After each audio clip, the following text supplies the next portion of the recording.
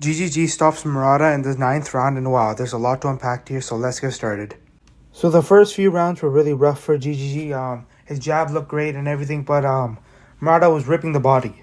And those body shots, man, GGG has never protected body shots that much in his career, and they were getting to him, and Murata was ripping in, and GG was like, he was slowing down. It looked like he was slowing down.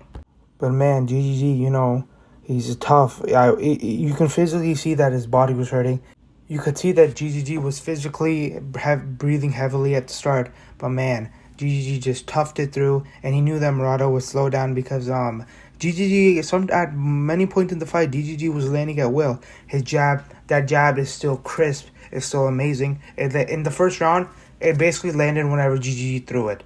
And as the fight went on, it kept on landing, and GGG's uppercuts, he did that, like the Tyson body uppercut combo, and we've seen GGG do that to Canelo in the Canelo fights.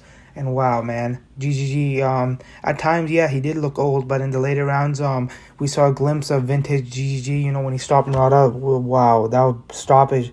The Murata's corner came running into the ring, and man, GGG, I don't think he should fight Canelo again. I don't think that's a good fight for him, but I don't really care about that right now. I'm just happy that GGG won.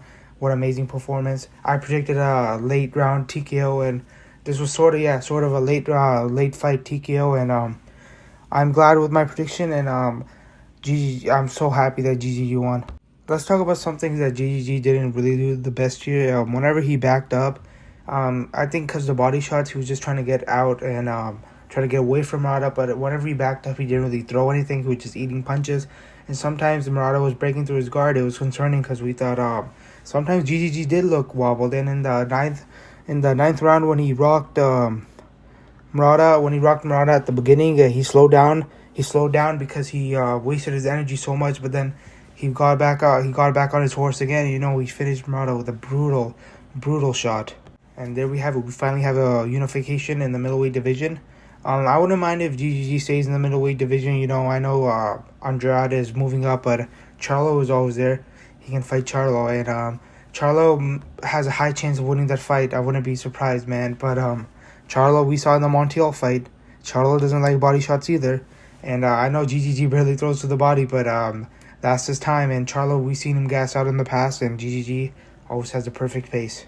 And I know some people like in Instagram comments were saying that, GGG is down, he's slowing down, but there were many times in the fight where Murata, when Murata gets rocked, he just shells up and he stands right with his guard up, and that happened even before the finish. GGG had had stunned Murata in the fight, and people are saying that GGG, his power looked off. No, Murata has a chin, but GGG was he was pounding him, and yeah, you can't just take shots like that from GG unless you're Canelo and just eat them. Or unless you're Danny Jacobs. Danny Jacobs took hard shots from GGG. Yeah, GGG knocked him down, but he still took them. Overall, decent start from GGG, but amazing finish from GGG.